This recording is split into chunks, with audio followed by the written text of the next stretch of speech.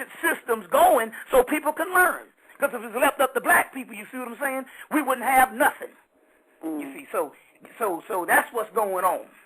Well, I'm gonna give up the line back to Sister Blue. I appreciate you allowing me to chop it up with you, Bobby. Hopefully this, be something real wonderful. And I say to Eric Julie, I say to Eddie Rue, and I say to Mama Bridget and all the great mothers in the past. Exactly. I don't care exactly. about it. We got to get out of this. I love you very much. Yeah, I love you very much, Bobby. I love you too. Peace. You the partner in crime. All right. All right. All right, beautiful. We're going to go ahead and open up the phone line. So for those of you out there who've been waiting, go ahead and give us a call, 646-652-2711. Now, we're going to go ahead and take the first call. Caller, please tell us who you are and where you're calling from. We're going to take the first call from area code 216650. You are live in the remix. Tell us who you are and where you're calling from, please. Greetings to everyone. Greetings. Yes. My name is S.U. Sheke, and I'm calling from Cleveland, Ohio. Mm-hmm. Greetings. Yes. Hello? Can you hear me? Yes, we can hear you. Okay, I just want to make sure. Okay. My question is, greetings to you, Brother Bobby. Brother Bobby, and greetings to sister, and greetings to Ursa Mayat, my sisters and brothers. My question is, if all these things are fragments and things, what are we supposed to do as far as spiritually as a people? What are we supposed to do? Are we supposed to stop praising the gods, praising each other as gods and goddesses, or what? At this what you need to do is you need to look at this thing outside of a religious context and start to study. And the more you study multiple things, the more you learn about spirit. You see what I'm saying? So the whole concept of who do you pray to? Praying ain't nothing but begging. You see what I'm saying? Right. And it is nothing but begging. You see what I'm saying? Especially the way you've been taught to pray. Prayer can also be a form of meditation, where you ask the question and then you listen to your higher self to get the answer. That's a whole other metaphysical thing. So basically what you're supposed to start doing is to try, if you hear of other spiritual systems outside of Christianity or Islam, you want to try to explore those systems, but nevertheless do not throw away the Christianity and Islam, because those are based off of ancient texts too. And so what you want to do is to try to find what is a correspondence. A correspondence is you look at different systems and then you find the commonality with them and how they correspond. So the first thing you need to do is start with the deities. So you want to get there's an excellent book called, it's probably the greatest book assembled in the 90s by two people. It's called The Dictionary of Ancient Deities by Charles Russell Coulter and Patricia, and what's the other woman name? Let me see if I can find this. The other particular person is Patricia Turner and Charles Russell Coulter, called The Dictionary of Ancient Deities, or Dictionary of Ancient Deities. And try to find out and try to study different pantheons. And try to find out different pantheons. And get out of this notion that a multiple deity system is evil. That's some other stuff that was taught to you. You see, that's politics. So the Christian will look at the Egyptians and say they worship many gods. Meanwhile, they're high priests at that particular time. Now, I'm not talking about a preacher now. That's different. A preacher now is just as ignorant as anything else. I'm talking about the high priests, the original people who assemble these particular religions.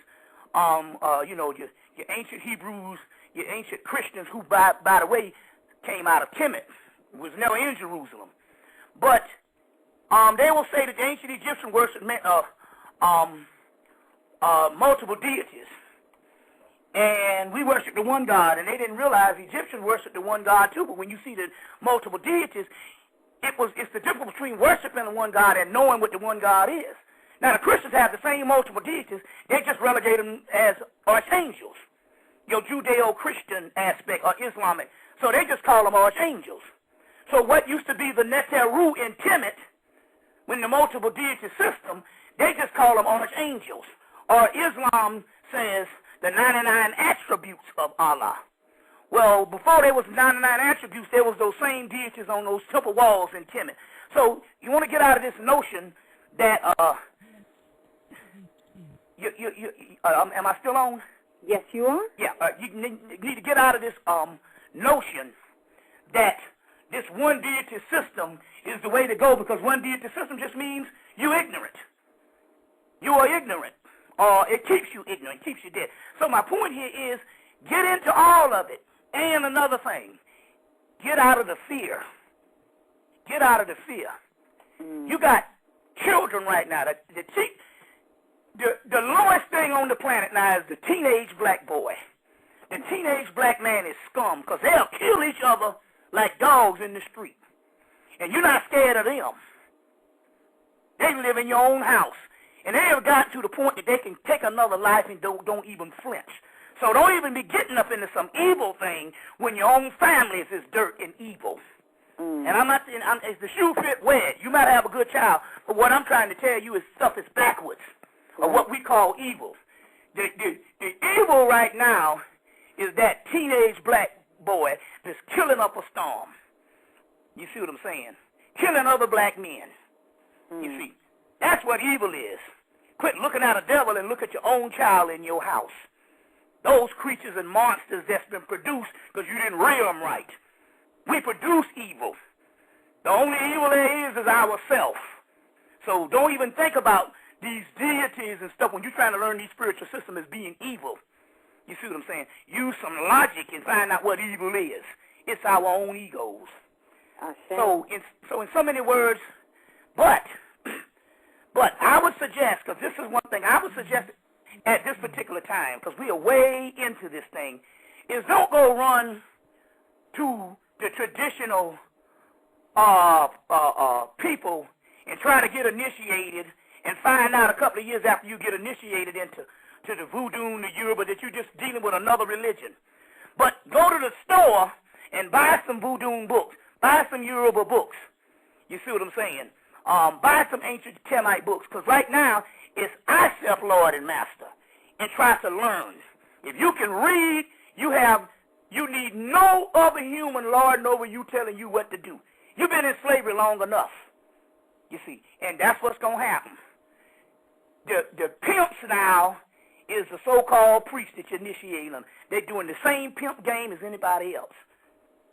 But if you can read, then you don't even have to deal with that. All right. We're going to go ahead and take some more calls. Caller from area code 360. Please tell us who you are and where you're calling from. Hetep, can I be heard? Yes, you can. Hetep, and welcome to the forum.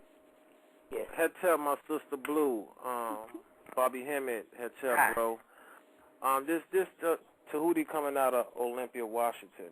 I got a statement and a question.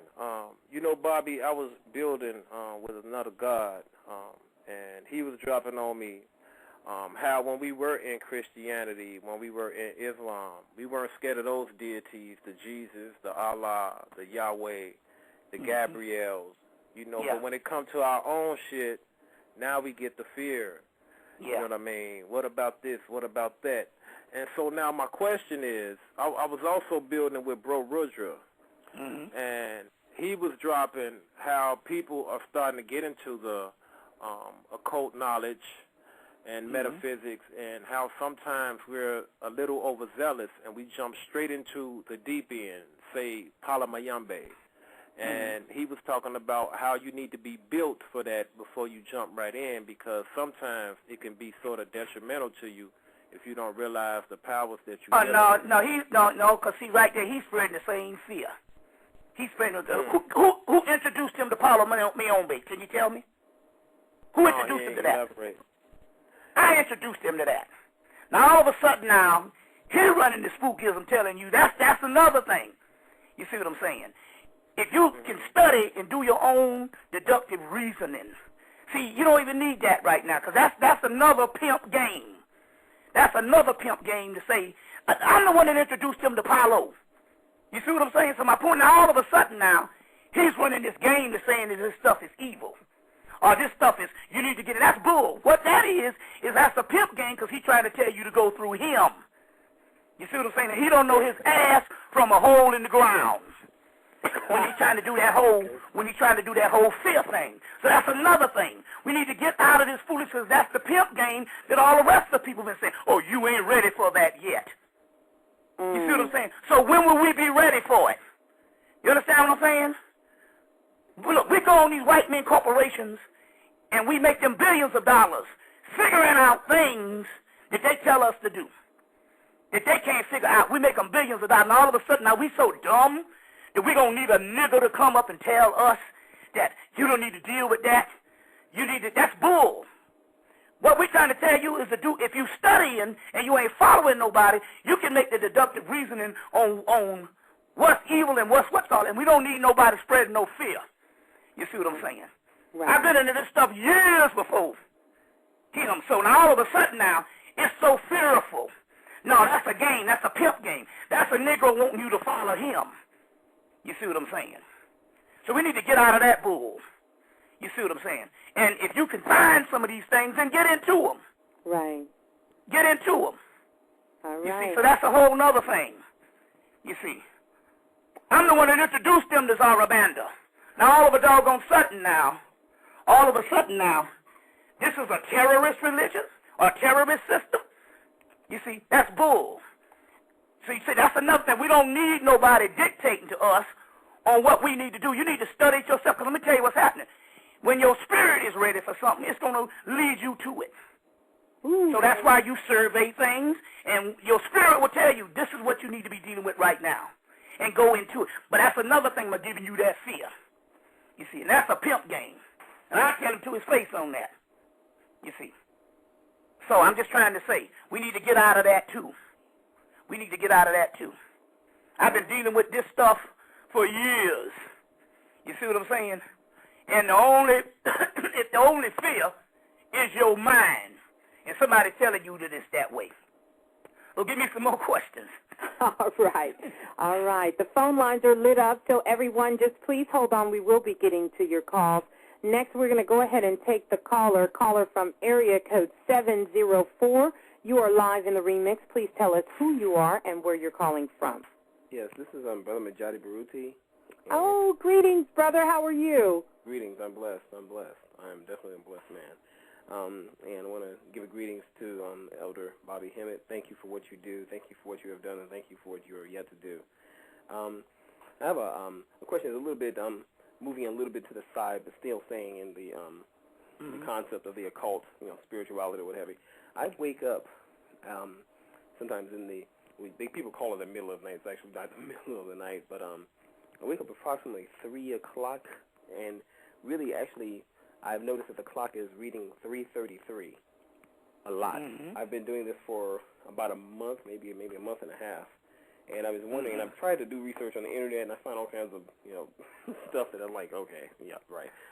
Usually when things, and you're saying it's actually 3, but you're actually 3:33. Usually, when I look at the clock, it's 3. It's most of the time, it's usually after 3. Most of the time after 3:30, but for the great majority of the time, it's 3:33.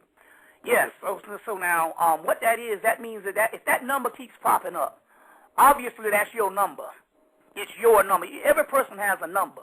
What you want to do to explore that more, you need to go to a numerical system, the Kabbalistic system, and get a book called Godwin's Kabbalistic Encyclopedia. Okay. It's called, let's see if I can find this thing, Godwin's Kabbalistic Encyclopedia. And then try to look up 333 in there, or try to, and see what deity or whatever type of essence that they're telling you it is. Okay. You see, that they're telling you that is. And then that's the way that you can find out more of what your energy is like. Okay. Let me give you an example. Let's do a little experiment right now over the phone. Yes, sir. 333 is 9. Right. So what we're going to do right now